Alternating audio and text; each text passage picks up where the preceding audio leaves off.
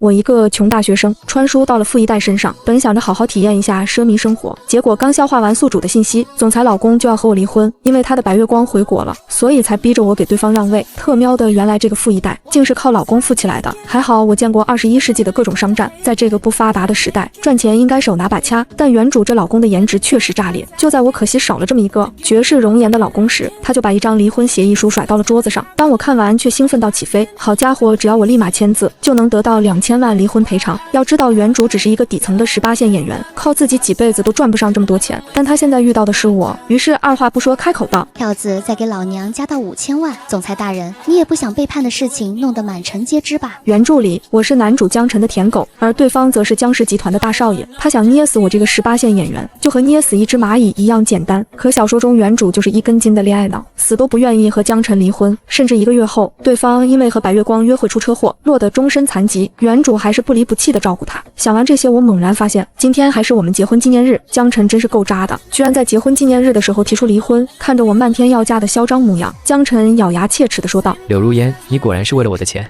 我警告你，你要是不答应，你信不信我分分钟让你在娱乐圈混不下去？”要是原主，此时肯定会跪下痛哭流泪求复合。可现在的我对他根本不感冒，而且我没了老公，总不能钱也拿不到吧？于是我吊儿郎当的靠着椅背。你也知道的，我只是一个小糊咖，可是白宁冰不一样，她可是留学深造回来的1线女明星。如果让别人知道她勾搭有妇之夫，背上小三的骂名，恐怕不太好吧？我知道你有这个能力解决，可是到时候要花费多少时间和精力？一口价5000万，我保证我和你的关系，我一个字都不会对外面说。不管怎么说，江辰都是一个非常出色的商人。在我这样的分析利弊之后，他即便脸色难看，最终还是点头答应了下来。我拿起了包包，留下了一句：“等会儿记得结账。”便头也不回的离开了。江辰的办事能力真的很迅速，当晚我就拿到了离婚协议。第二天一早，我就和江辰去了民政局，5000万下午就打到了我的银行卡。我也以最快的速度直接搬离了原本的房子，去了我经纪人那里。经纪人是原主的闺蜜，她住的房子也是原主这些年全款买下来的。原主和江辰之间的关系，她也算得上是为数不多知情的那一个。离了？我点了点头。离了？她看着我，大包小包的将行李拎了进来，然后又听完，露出了难以置信的表情。不是，你昨天不还准备和江辰结婚3周年纪念日的吗？昨天是昨天，现在是现在。任谁都想不到，昨天还那么兴高采烈的想要和江辰永远在一起的人，现在说离婚就离婚了。我不但不在意，而且还得意洋洋的开口：“离了，而且我还拿到了5000万呢。”瞧你那没出息的样子。林墨雨没好气的看了我一眼：“就算要离婚，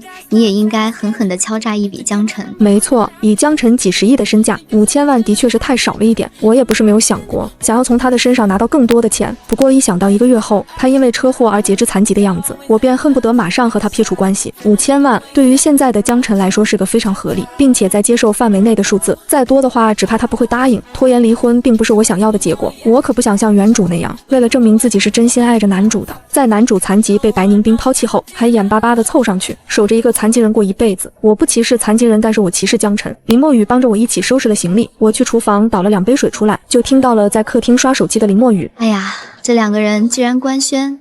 我凑过去看了一眼，当红女星白宁冰和大少爷江辰的恋情，后面还加上了一个大大的豹字。这个男人是不是当初忘记了江家快破产的时候，白宁冰抛下他直接出国的事情了？江家的产业并不是一帆风顺，3年前受到过一定的打击，但是也并没有到破产的地步。可是那个时候还是江辰女朋友的白宁冰，不知道是从哪里得到的消息，以为江家要破产了，就迫不及待地和江辰提出了分手。他无视江辰的哀求，甚至他还跪在他的面前，可是白宁冰都没有转头给他一个眼神。我并不想理这件事情，便按下了他的手机屏幕。看这些做什么？走去吃大餐。林墨雨也暂时忘记了这件事情，一听到有好吃的，就忙不迭地开始收拾准备出门。这吃货我无奈地摇了摇头。原主和林墨雨以前在孤儿院的时候相依为命，后来他们双双考上大学，又形影不离。他们从一起住地下室，到现在住上大平层，一路上相互扶持。在原著里，他是唯一一个不管发生什么事情都毅然决然地站在原主身边的人。到了目的地，我让他放开了点。他虽然点了几道菜，但是我看得出来他点的都是最便宜的。服务员将菜单给我的时候，我又加了2道他喜欢吃的菜，价格不菲。服务员离开后，林墨雨小声地对我说：“其实我们根本就没有必要来这种地方吃饭。怕什么？钱没了，我们还可以以后再赚。”他笑了笑，冲着我点了点头。也是。等菜的期间，我和林墨雨都低着头在看手机，却忽然听到一道熟悉的声音响起：“柳如烟，没想到真的是你啊！你还真是喜欢抢别人的东西。在我出国之前，我每次来这里吃饭，就喜欢坐在这个位置上，这里风景最好。”好了，就算江辰不喜欢你，你也没有必要追到这里来吧。我抬眸，白宁冰那张精致到无与伦比的面容便映入眼帘。白宁冰无疑是美的，是娱乐圈少有的气质绝佳的女明星。如果不是长得美，否则她那靠眼药水才能流出眼泪的哭戏，怎么能让她火成一线呢？来这里吃饭，我并不知道白宁冰要过来，更加不知道这个位置是她喜欢的。白宁冰凑近了一些，声音压低说道：“柳如烟，抢来的东西终究是不会长久的。”白宁冰的余光看到了已经走过来的江辰，他自然地搂上了白宁冰的腰，而白宁冰也轻轻地将手搭在江辰的肩上，却完全换了一张嘴脸，两个人的姿态无比亲密。柳如烟，你明明知道我最喜欢坐在这里吃饭了，你为什么还要抢我的位置？是不是因为江辰选择了我，而没有选择你？如果是这样的话，我走就是了。我心底不禁感叹，如果他能够把这个时候的演技用在平时演戏的时候，我想网络上也不会有人吐槽他演技差了吧。白宁冰做事要走，可是江辰怎么可能让他的心肝宝贝就这么离开了？他一把拽着他的手，将他揽入怀中，轻声哄道：“不就是一个位置吗？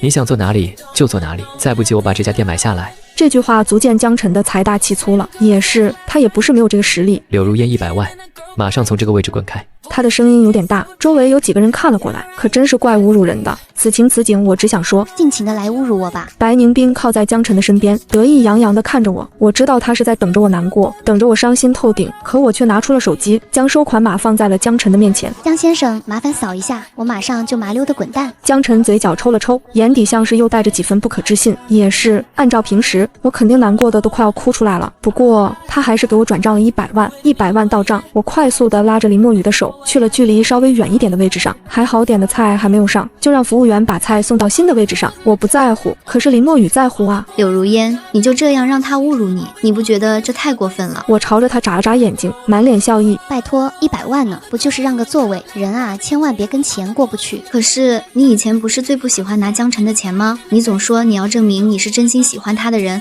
而不是他的钱。我尴尬极了，脚趾头疯狂扣地。其实江辰一直觉得原主是因为钱财才和他在一起，也不是没有原因的。原主江辰还有白宁冰都是一所大学的，白宁冰和原主甚至是同一个系的。为了学费，原主从大一的时候就开始打工，时常出现在周围的奶茶店，也在学校里摆过地摊，过得抠抠搜搜的。好听一点就是勤俭，难听点就是抠门。不过原主用的每一分钱都是她自己辛苦劳动得来的，当得上一个积极向上、努力阳光的灰姑娘女主。可是她恋爱脑啊，是谁说的一时恋爱脑，一辈子都是恋爱脑？只不过恋爱脑的对象会变，原主倒是好吊死在了一棵树上。以后我们约法3章，别提以前我那些愚蠢的行为了。比起虚无缥缈的爱情，我觉得钱才不会背叛我。林墨雨缓缓地给我竖起了一个大拇指。我觉得你说的很有道理。我本来以为这顿饭只是一个小小的风波，却没有想到有人居然拍了下来，将这件事情放到了网上。也是，白宁冰和江辰两个人正打得火热，共进晚餐这样的镜头，怎么可能会没有狗仔呢？而我成功成为了这两个人的背景板。网友们表示这种 CP 真是太甜了。100万呢，就为了换冰冰喜欢的座位呢？你要说不是真爱，我都不相信。你们看那个位置上的女生，是不是前阵子和大少爷爆出绯闻的胡咖柳如烟啊？好像是啊，搞不好是故意的，在那边等着，想要蹭热度。可恶，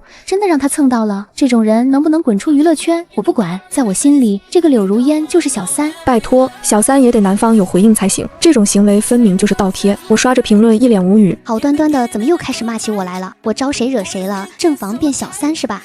我现在也不是正房了。刚刚去外面接电话回来的林墨雨回来了，他一脸为难地看着我，但是我也已经知道是怎么了。柳如烟，你之前签约角色，制作方那边换了女主角是白宁冰。后宫这部剧是江家投资的，原主之前面试的是女3号。虽然原主曾经是江辰的妻子，可是原主从来都没有用她的身份去得到过任何一个不属于她的角色，即便只是女3号，也是她通过面试和自己的演技得到导演的认可而得到的。原本这部剧的女主角并不是白宁冰，而是另外一个当红女星。原著里江辰为了哄白宁冰开心，将这个角色给了白宁冰，换女主演而已。可是对方是白宁冰，你有好几场和她的对手戏，还有落水打耳光等剧情，你就不怕她？林墨雨的担心不是没有道理的。在大学的时候，白宁冰因为漂亮得到了不少男生的追捧，可我原主长得也不差，和白宁冰并称为学院双系花。一次文艺晚会，原主和白宁冰出演了一场双女主的戏。平时排练的时候好好的，可是正式表演的时候，一场打巴掌的戏码原本设定是假打，他却用力的给了原主一巴掌，结结实实，那那个时候原主都懵了，原主回过神，还是咬牙将戏演到了最后。结束后，表演社专门为那一次的完美演出聚餐，江晨也来了，当然是跟着白宁冰一起来的。白宁冰的那一下实在是用力过猛了，好几个小时都没有消肿，甚至用粉底也没有办法遮盖手指印的痕迹。白宁冰见状惊呼了一声：“哎呀，柳如烟，我不是故意的。那个时候我忽然想着，要不真打，这样让观众看起来也更加的真实，是不是？真是不好意思呢。不过为了呈现出更好的效果，我相信你是愿意做出这点牺牲的，对不对？”众人面面相觑，却谁也没有说话。大家都看得出来，白宁冰是故意的，就算是真打也用不着这么用力吧。而且白宁冰可是江晨的女朋友，而国内最大的娱乐公司就是江家的企业，大家都不希望毕业之前就得罪江家。原主冷笑了一声：“白小姐说的对，那舞台上演离世的人的时候，你是不是也应该停止呼吸？毕竟为了艺术，做点小小的牺牲算什么？”众人闻言倒吸了一口凉气，白宁冰的眼眶瞬间就红了，他面露愧色地对着江晨说：“江晨，我真不是故意的。”我相信你。江晨一边安慰白宁冰，一边朝着原主说：“柳如烟，你也没有必要针对白宁冰吧？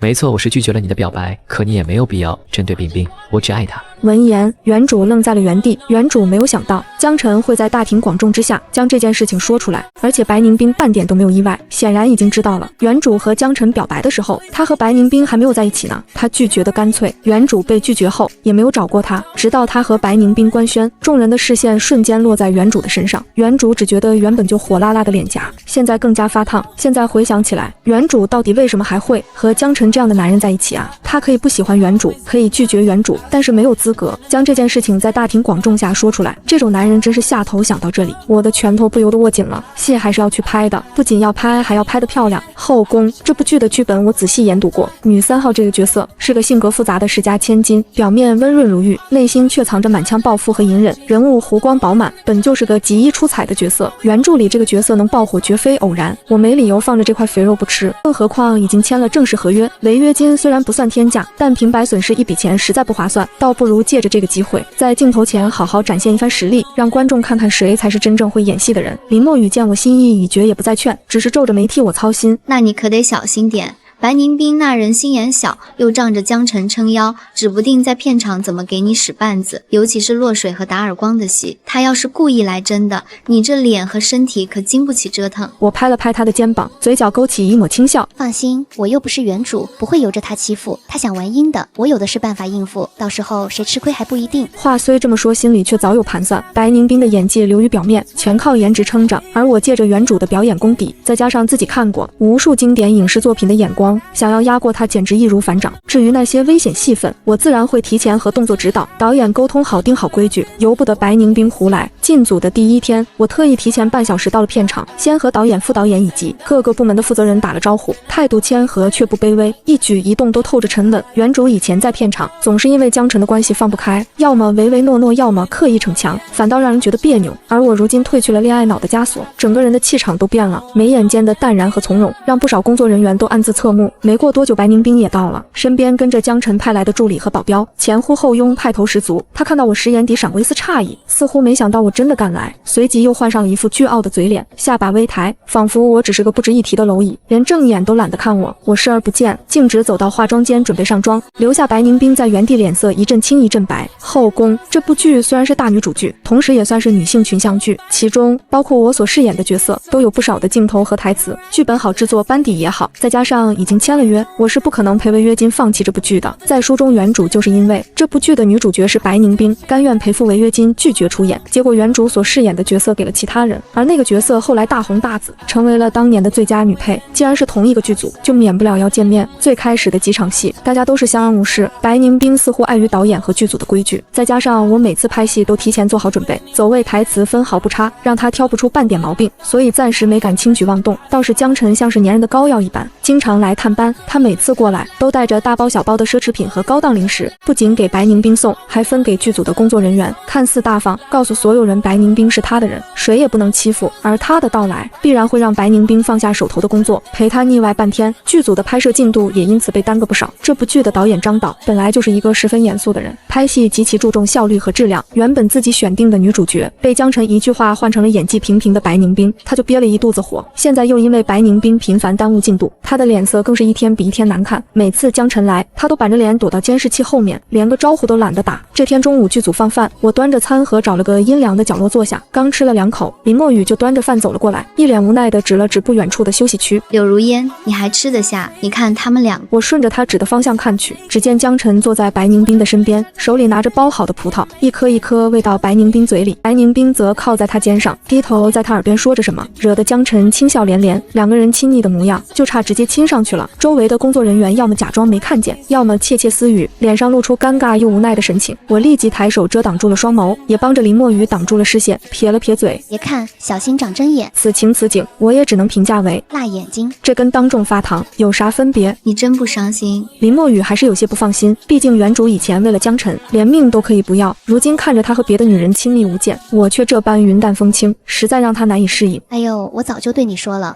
我不喜欢他了。你怎么还不相信呢？我放下手，拿起水杯喝了一口，语气轻松。以前那是猪油蒙了心，现在清醒了，看着他这样，只觉得可笑，哪里来的伤心？也不怪林墨雨不信，我以前太喜欢江晨了，甚至到了为爱做3的地步，连自己的尊严都可以舍弃。如今的转变确实太过突兀。别想那么多，有免费的吃喝还不好。我朝着他扬了扬下巴，示意他看江晨带来的那些零食和饮料。导演都不说什么，我这种小配角有什么好说的？安心拍戏就完事了。林墨雨看着我认真的模样，终于松了口气，点了点头。行，你心里有数就好。白宁冰每日最喜欢做的事情就是和江晨秀恩爱，微博词条3天1小爆，5天1大爆。白宁冰江晨真爱，江总宠妻无度，白宁冰江晨片场撒糖之类的话题，隔3差5就冲上热搜。他们的 CP 粉更是磕生磕死，把两人奉为天造地设的一对。我偶尔刷到这些热搜，也只是淡淡一瞥，心里毫无波澜，甚至还有点想笑。这些粉丝哪里知道，他们眼中的真爱不过是江晨的一厢情愿和白宁冰的别有所图。等江晨失去利用价值的那一天，就是这段感情分崩离析的时候。我现在最期待的不是别的，而是等到江晨车祸之后，白宁冰会怎么做？是会像他在微博上说的那样不离不弃，还是会露出真面目弃他而去？日子就这样一天天过去，剧组的拍摄进度不紧不慢，我借着拍戏的机会，不断打磨自己的演技，将女3号这个角色诠释得入木3分。张导看我的眼神，也从最初的平淡渐渐变得欣赏，偶尔还会在片场当众夸赞我几句，这让白宁冰心里越发不平衡，看我的眼神也越发阴鸷。他开始有意无意的在片场给我使绊子，比如拍戏时故意抢我的台词，走位时故意撞到我，甚至在和我对戏时刻意压低声音，让我听不清他说什么。但这些小伎俩都被我轻松化解，他抢我台词我就临场发挥，用更贴合角色的话语接下去，反倒让戏份更出彩。他故意撞我，我就顺势借力，做出符合角色情绪的动作，让导演挑不出错。他压低声音，我就直接喊停，笑着说：白老师，你声音太小了，我听不清，要不你大点声，毕竟拍戏还是要让监视器里的画面和声音都清晰才好。我的话看似客气，实则是在提醒导演，白宁冰在故意捣乱。张导本就看白宁冰不顺眼，闻言当即沉下脸，训斥了白宁冰几句，让他好好拍戏，不要耍小心思。白宁冰吃了别脸色铁青，却又不敢反驳，只能把气憋在心里，看向我的眼神更是充满了怨毒。他这是记恨上你了，接下来的戏你可得更小心了，尤其是下周的落水戏，那可是在室外的人工湖，水还挺凉的，他要是故意推你，你很容易受伤。我点了点头，心里早有准备。放心，我已经和动作指导沟通过了，落水戏会有保护措施。声音压得极低，只有我们2个人能听到。柳如烟，等会儿落水，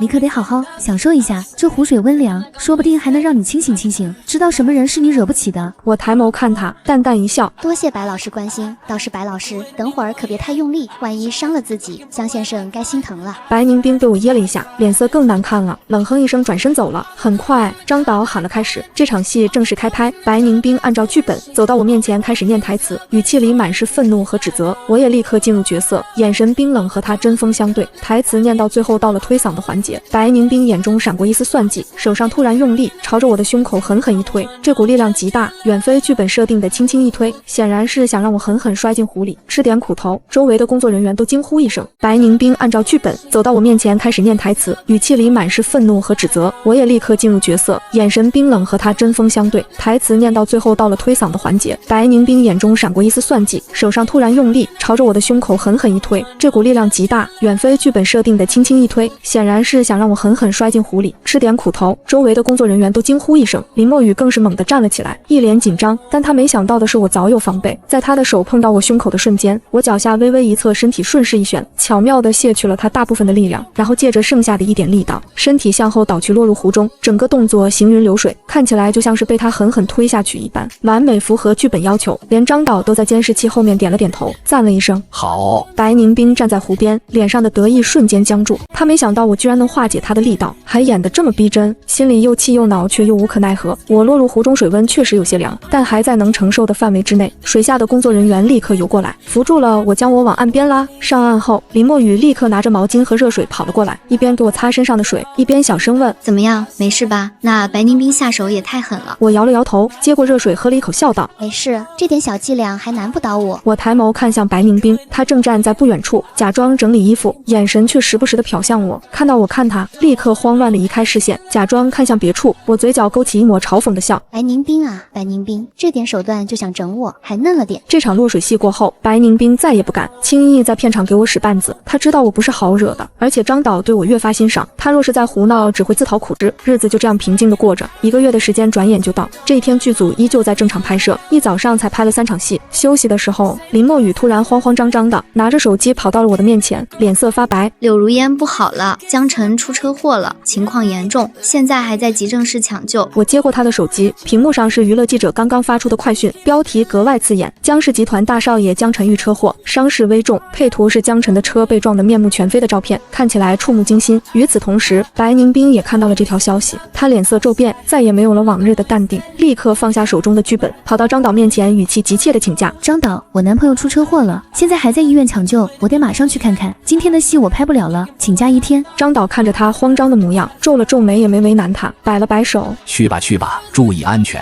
谢谢张导。白凝冰连道谢都显得敷衍，说完就拿起外套，急匆匆地往外跑，连自己的助理和保镖都甩在了后面。拍戏算什么？这种时候当然是去医院看望江晨才是最重要的。我看着他匆匆离去的背影，心底冷笑了一声。他恐怕还不知道江晨的车祸可不是小打小闹式截肢，失去了一条腿的江晨对他来说还有多少利用价值？而且我敢肯定，他一定提前联系好了记者，等着在医院上演一出深情女友不离不弃的戏码，为自己搏一波好感。我拍摄完自己的戏份后，便早早的收工休息回了家，百般无聊的刷着手机。网上关于江晨车祸的消息已经炸开了锅，各种猜测层出不穷。江家的公关也已经开始行动，试图封锁消息，但只终究包不住火。江晨的情况根本瞒不住，没过多久就有不少狗仔爆料，江晨因为车祸伤势过重，为了保命被截掉了右腿，余生都要靠着假肢生活。这个消息一出，网络瞬间沸腾，尤其是那些磕白凝冰和江晨的 CP 粉，现在更是疯狂，他们开始在白凝冰的微博下面留言，刷屏式的询问情况。冰冰，你说句话，江总截肢这件事情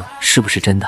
就算是真的，冰冰你那么爱江总，也一定不会放弃他的，对不对？区区截肢而已，冰冰和江总的爱情绝对经得起考验。冰冰快出来告诉我们，江总现在怎么样了？我们都在为他祈祷。任凭他微博下的留言越来越多，白凝冰方面也没有出面回应，连一条安慰的微博都没有发，仿佛消失了一般。在原著里，原主和江晨结婚的事情虽然没有被外界知道，但是原主和江晨毕竟结婚了，白凝冰和他倒也没有太高调，所以即便两个人有 CP 粉丝也不多。后来江晨车祸截肢，白凝冰火速澄清自己和江晨只是朋友关系，生怕被江晨拖累。可是这次不同啊，江晨和白凝冰可是高调官宣了，又在这1个月的时间里整日秀恩爱，闹得人尽皆知，全天下的人都知道他们是一对。现在江晨截肢，白凝冰就算想撇清关系也没那么容易了。我正窝在沙发上吃水果，美滋滋地刷着手机，看着网上的各种评论和猜测，忽然手机响了起来，一个熟悉的号码跳了出来，是江晨的母亲梁女士。我犹豫了一下，还是接听了，毕竟这出好戏少了我可不行。还没有说话，就听到了手机那头传来梁女士歇斯底里的咆哮声，声音尖锐，带着浓浓的愤怒和急切。柳如烟，你跑到哪里去了？我警告你半个小时内马上到市中心医院来，立刻马上。梁女士一直都不喜欢原主，从始至终都嫌弃原主是个孤儿，没钱没势，配不上她的宝贝儿子江晨。但一想到这么好的一出戏，我不去现场看看，岂不是暴殄天物？而且我倒要看看白凝冰在江晨截肢之后会露出怎样的真面目。我抱着一副幸灾乐祸的心态，火速的收拾了一下，还特意乔装了一番，戴上了鸭舌帽和口罩，避免被医院里的记者认出来，然后驱车来到了市中心医院。江家有钱有势，这家医院的贵宾楼层几乎被江家包了下来，所以这一层除了江晨之外没有其他病人。走廊里站满了江家的保镖和工作人员，气氛压抑。我走到病房门口，敲了敲门，里面传来梁女士不耐烦的声音：进来。推开门进去，病房里的场景映入眼帘。江晨躺在病床上，脸色苍白如纸，双眼紧闭，头上缠着绷带，一条腿被厚厚的纱布包裹着，看起来毫无生气。气，显然还没有苏醒。白宁冰和梁女士站在病床旁边，白宁冰脸上带着恰到好处的担忧。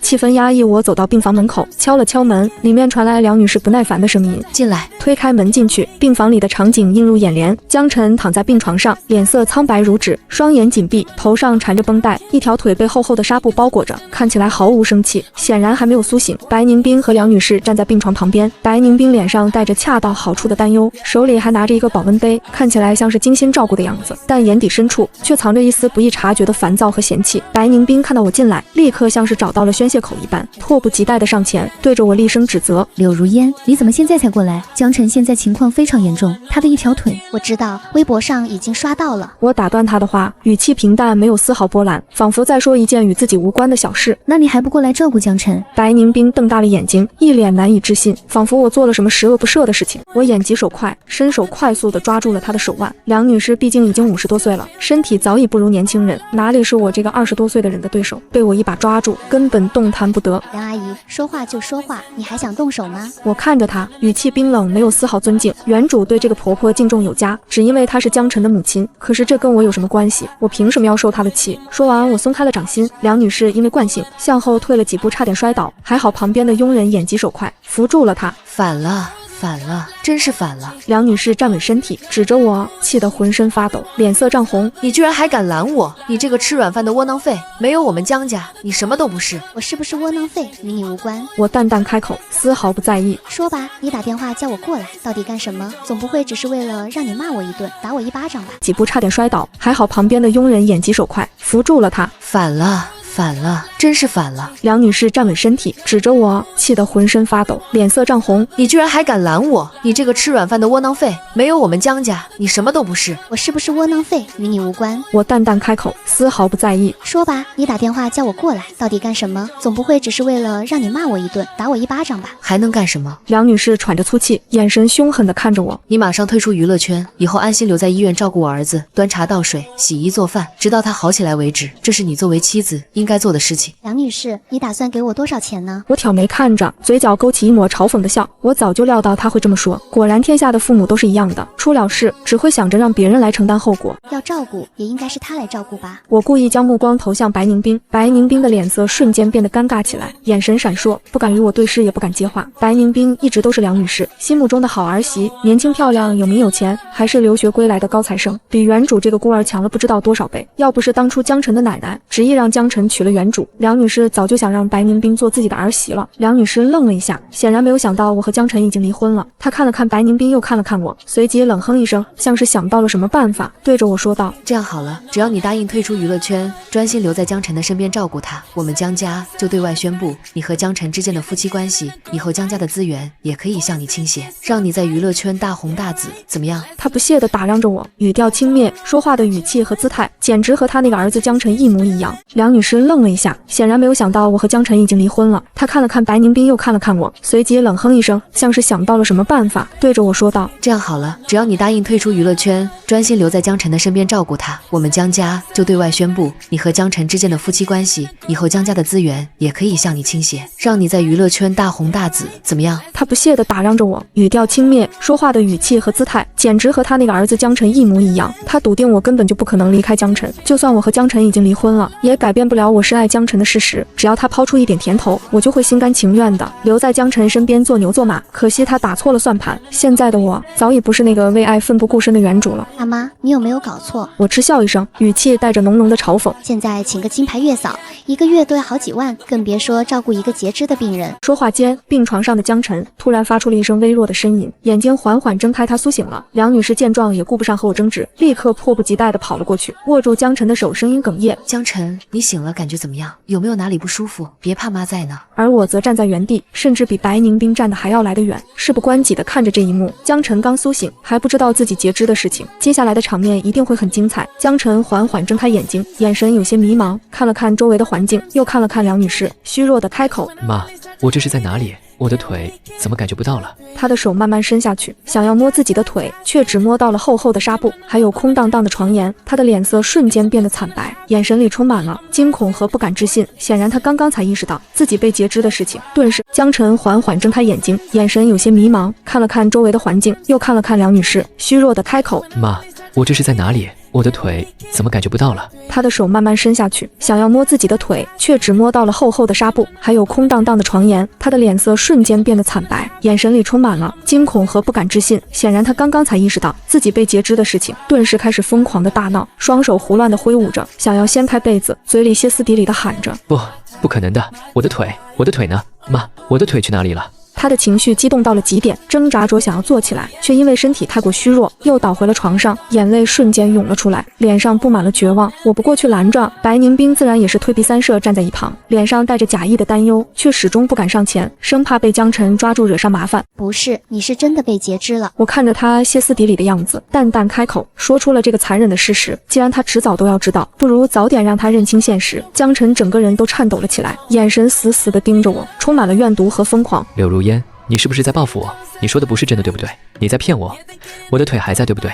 他还沉浸在自己的世界里，不愿意接受这个残酷的现实，把所有的怨恨都发泄到了我的身上，认为是我因为离婚的事情故意报复他，骗他。我在他满怀期待的目光之下，一字一句地说道：谁报复你了？说这个有什么意思？你手不是还能动吗？掀开被子看看不就知道了？掀开被子看看不就知道了？江晨不相信自己真的变成了残废，疯了一样想要掀开被子，想要亲眼确认。梁女士一边死死地按着自己的儿子，不让他乱动。我淡淡开口，丝毫没有愧疚。更何况我说的都是实话，又不是捏造的。我告诉你，现在就算你跪在地上求我，我也绝对不会同意你和我儿子复婚的。梁女士恶狠狠地看着我，像是在放狠话。我真想知道这梁女士的脑袋里整日装的都是什么东西。都到这个时候了，还以为我想和江晨复婚。他的宝贝儿子以前倒是人模狗样的，英俊多金，身家不菲，是人人羡慕的江氏集团大少爷。可是现在他不但没有了腿，成为了一个残疾人，而且过不久他就会被江氏集团内部的那些高层针对，失去掌权人的身份，不复往日的荣光。不但如此，他手上的那些资产也会被江家的那些亲戚和公司高层一点点的算计压榨，直到最后一无所有，彻底破产。这样的江晨谁看得上？你那个残疾人的儿子送给我，我都不要。他的宝贝儿子以前倒是人模狗样的，英俊多金，身家不菲，是人人羡慕的江氏集团大少爷。可是现在他不但没有了腿，成为了一个残疾人，而且过不久他就会被江氏集团内部的那些高层针对，失去掌权人的身份，不复往日的荣光。不但如此，他手上的那些资产也会被江家的那些亲戚和公司高层一点点的算计压榨，直到最后一无所有，彻底破产。这样的江晨谁看得上？你那个残疾人的儿子送给我，我都不要。我毫不客气地回怼，语气冰冷。别自作多情了，我和江晨离婚是我这辈子做的最正确的决定，我巴不得和他撇清所有关系，怎么可能会想和他复婚？梁女士被我说的脸色一阵青一阵白，气得说不出话来。她的目光落在了白宁冰的身上，仿佛是急切的想要证明什么，想要找个人来打我的脸。她一把抓住了白宁冰的胳膊，然后恢复了平时傲慢的语气，对着我说道：没有你又怎么样？还有冰冰，冰冰对江晨是真心的，就算江晨现在变成了这样，冰冰也会一直陪着他，照顾他。如果当初不是你，冰冰才是我的儿媳。如果江晨没有出车祸之前，这种情况下，白宁冰肯定是骄傲又得意，恨不得全世界都知道江晨有多爱他。可是现在他的表情却无比尴尬，脸上的笑容都快要挂不住了。他用力地将手从梁女士的手中抽了出来，然后假模假样地拿出了手机，低头看了起来，不敢看我和梁女士的眼睛。那个，白宁冰支支吾吾地开口，语气带着一丝慌乱。梁阿姨，我忽然有点事情，公司那边还有个紧急会议要开，我就先走了，改日再来看你和江晨啊。说完，白宁冰根本不等梁女士回应，头也不回，那步伐失去了往日的悠然自得，迈得极大加快了许多，生怕被梁女士再次抓住，像是在躲避洪水猛兽一般。看着她落荒而逃的背影，我忍不住笑了出来。这就是梁女士口中真心爱着江晨的好儿媳，不过是个趋炎附势的小人罢了。江晨一落千丈，她第一个想到的就是逃跑。梁女士的脸色又难看了几分，一阵红一阵白，站在原地气得浑身发抖，却说不出一句话来。柳如烟，我告诉你，你别后悔。梁女士看着我，放了一句狠话：就算我们家江晨出了车祸，失了一条腿，但是凭借我们江家的家底和实力，还怕没有人上门吗？有的是人想嫁给我们家江晨，那就拭目以待。我摊了摊手，毫不在意，好戏也看够了，我也没兴趣再和他废话，摆了摆手，我还有事就不奉陪了，你自己慢慢等吧。说完，我转身离开了医院，留下梁女士一个人在走廊里气得跳脚。没有了江晨的打扰，剧组的拍摄进度快了很多，张导的心情也好了不少，对我更是越发看重，经常和我讨论剧本，指点我的演技，我的表演也越来越得心应手，江女3号这个角色塑造造得更加立体鲜活。我万万没有想到的是，白宁冰居然在江晨截肢后的第2天就发了一条微博，官宣了会继续和江晨在一起，永远不会离开他。微博内容写的情真意切，感人至深，还配上了一张他在医院照顾江晨的照片。照片里的他眼神温柔，一脸心疼。这条微博一出，瞬间冲上了热搜榜首。白宁冰在网络上收获了一大片的好评，网友们纷纷称赞她是重情重义的好女人，是娱乐圈的一股清流。我们家冰冰就是不做作，人美心善，这才是真正的爱情啊！之前那些说她会离开江晨的人，现在傻眼了吧？脸疼不疼？真正的爱情是可以超越任何事情的，就算江总截肢了，冰冰也依然不离不弃，太好哭了。我磕的 CP 是最甜的，锁死了，要是我吞了。看到冰冰和江少爷之间的感情，我又相信爱情了。看到微博上网友们的羡慕和赞扬，我心底忍不住吐了出来。这白宁冰的演戏功底也就只能用在这种地方了。明明前一天还在医院落荒而逃，转脸就发微博立深情女友的人设，真是虚伪到了极点。这天我在片场休息，刚喝了一口水，忽然头顶上传来了一道熟悉的声音，带着一丝得意和炫耀。柳如烟，我抬眸一看，白宁冰正站在我的面前，脸上带着志得意满的笑容，居高临下的看着我，显然是特意来找我的。有什么事情吗？我淡淡开口，语气平淡，没有丝毫想要和他交谈的欲望。之前你一定等着看我笑话吧？白宁冰双手抱胸，嘴角勾起一抹嘲讽的笑，觉得江晨截肢了，我一定会抛弃他，对不对？很抱歉让你失望了，我还是会选择继续和江晨在一起，永远不会离开他。原来他特意过来，就是来跟我说这些的，就是为了在我面前炫耀，证明他对江晨的深情，满足他那可笑的虚荣心。我挑了挑眉看着他，似笑非笑。所以梁女士给了你江家的多少股份，才让你愿意留下来演这出深情戏？白宁冰瞪大了双眼，像是见了鬼一样看着我，脸上的得意瞬间僵住，语气慌乱。你怎么会知道？他左右看了看四周，确定没有人注意到我们的对话，才松了口气，却也没有继续说下去，显然是被我说中了心事，心虚了。我笑了一声，果然和我想的一样，白宁冰怎么可能会心甘情愿的留在一个截肢的男人身边？无非是看中了江家的财产和股份。梁女士为了让白宁冰留下来，稳住江家的局面，必然会拿出一些实际的好处，江家的股份就是最好的筹码。梁女士说，即便江晨失去了一条腿，还是能够嫁得出去这件事情，我并不在意。我靠在椅子上看着白宁冰，语气平淡却字字诛心。毕竟江家还有钱啊，还有不少股份可以送出去，足够让一些趋炎附势的小人留在他身边演戏了。白宁冰的脸色一阵青一阵白，被我说得哑口无言，却又不敢反驳，只能死死地盯着我，眼神里充满了怨毒。白宁冰，别怪我没有提醒你。我收起笑容，语气变得严肃起来。江家有不少人对江晨的位置虎视眈眈，那些叔伯长辈一个个都不是善茬，早就想把江晨拉下马，自己掌控江氏集团了。现在他还是江家的掌权人，可是过段时间他可未必就是了。江晨现在因为截肢的事情，精神状态极差，根本无心管理公司。那些人正好趁虚而入，争夺公司的控制权。到时候江晨失去了掌权人的位置，江家的那些股份能不能落到你的手里，都是个问题。到时候你确定你要守着这样的一个一无所有还身有残疾的江晨过一辈子吗？白宁冰是个头脑简单的人，被名利冲昏了头脑，只看到了眼前的好处，却没有想到背后的危机。听完我的这些分析之后，他脸上的神色也染上了几分疑惑和犹豫，眼神闪烁，显然是在思考我说的话。我耸了耸肩，继续道：如果你是真的喜欢江晨，想要和他过一辈子的话，就当我这些话在放屁吧。但如果你只是看中了江家的钱和股份，那你可得好好掂量掂量，别到最后竹篮打水一场空，连自己现有的一切都搭进去。说完，我起身绕过他，朝着洗手间的方向走去，留下白宁冰一个人站在原地，脸色阴晴不定，不知道在想些什么。我本以为江晨经历了这些事情，应该会认清现实，不会再来打扰我，毕竟我和他早就离婚了，他要找也应该找白宁冰那个立了深情人设的女朋友。可是事情的发展却超出了我的预料。这天晚上我刚洗完澡，准备休息，手机突然响了起来。当我看到手机屏幕上闪烁的那个熟悉的手机号码时，眉心还是不由自主地皱了起来。是江晨的电话。犹豫片刻，我还是接通了，倒要看看他想跟我说什么。手机那头安静了片刻，没有声音，只有轻微的呼吸声。过了好一会儿，才传来了江晨有些疲惫沙哑的声音，带着一丝哭腔，还有几分不易察觉的缱绻。柳如烟，找我有事。我的语调依旧冰冷，没有丝毫温度。对他，我可没有什么怜香惜玉的心思。静默了数秒钟，他又再次开口，声音带着浓浓的委屈和不甘。我们怎么会变成这样？我们不应该这样的。你不是爱我的吗？你不是说无论如何都不会放弃我的吗？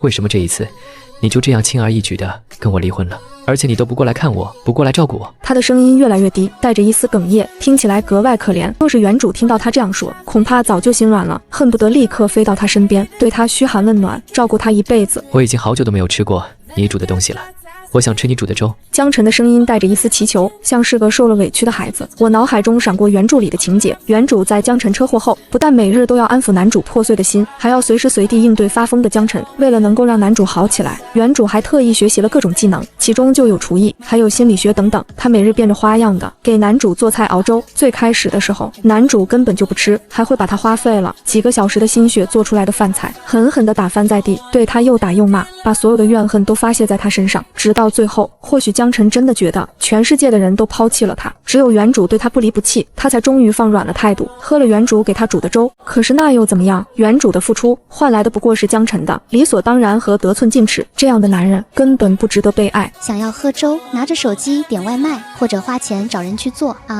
我冷冷地开口，丝毫不为所动。你打电话给我干什么？我又不是你的保姆，没有义务给你煮粥。你不是柳如烟。江晨突然歇斯底里地喊了起来，声音带着浓浓的疯狂和不敢置信。你到底是谁？我的柳如烟是绝对不会对我这么说话，对我这么绝情的。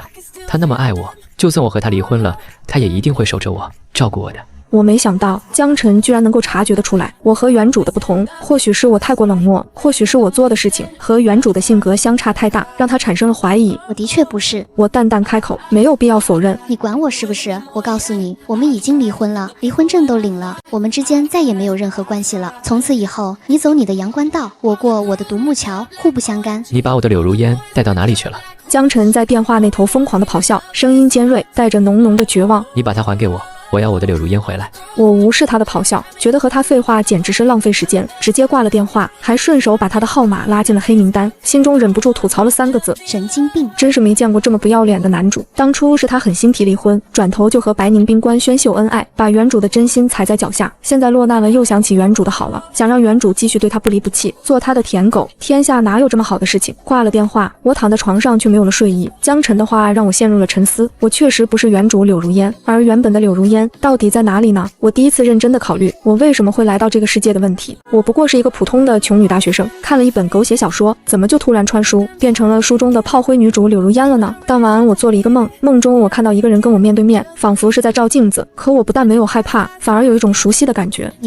你好，我是柳如烟。面前的人说话很柔软，眉宇间带着浅浅的笑容。谢谢你帮我。我疑惑地看着他。帮你？我帮你什么？柳如烟一五一十地跟我说，她其实早就觉醒了，也早就不想和江晨在一起了，可是她无法摆脱剧情，就好像是有什么东西在操纵着她。她的一生都是为了江晨而活，她不想面对这样的命运，便产生了强大的执念。恰好那个我的执念与你的磁场非常吻合，不知不觉你来到了这个世界，成为了我，帮助我彻底的摆脱了江晨。到了现在这个地步，我再也不用受他人摆布，随心所欲的做我自己了。我替他开心。那太好了，那我是不是可以回去了？柳如烟点了点头。我的眼前一片漆黑，这才发现我还在床上手机屏幕上，还是之前我看的那本小说，只不过不知道为什么小说几乎完全改动了。在这本书中，柳如烟和江晨离婚了，江晨出了车祸失去了一条腿，梁女士为了留下白宁冰，不惜给白宁冰5%的股份。由于白宁冰微薄利人设，她根本就没办法摆脱江晨。江晨发了疯的找柳如烟，可是柳如烟在拍完后宫后直接出了国，切断了江晨的联系。江晨整日颓废，江氏高层当然不会允许这样的人继续作为江氏掌权人。一次股东大会直接罢免了江晨的职位，江晨根本就没有察觉到他在江氏内部渐渐地失去了立足之地，所有产业和钱财都被那些老油条们压榨得干干净净。至于白宁冰，他被人拍到和其他男演员酒店过夜，